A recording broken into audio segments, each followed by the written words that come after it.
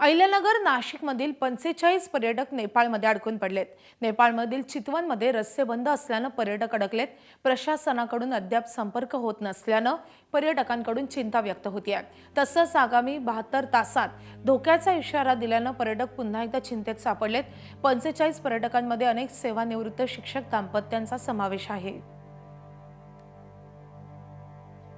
आमची आता UPI ID सर्व बंद झालेले आहे आणि हॉटेलचे स्टे सुद्धा वाढू राहिले, पैसे सुद्धा संपलेले आहे आणि रेट सुद्धा चौपट रेट वाढलेले आहे। काय करावं काही समजेना आणि गव्हर्नमेंटच्या आम्ही संपर्कात आहे। हेल्पलाईन येतात ते मोबाईलवर आम्ही संपर्क करतो, परंतु नेपाळ गव्हर्नमेंटकडून आम्हाला कुठल्या प्रकारचे अजून मेसेज वगैरे आलेले नाही। तरी माझी नेपाळ गव्हर्नमेंटला विनंती राहील की तुम्ही नक्की आमचे जे पर्यटक आहे, महाराष्ट्रातील अनेक पर्यटक आहेत, त्यांच्यासाठी तुम्ही नक्की काहीतरी करावे।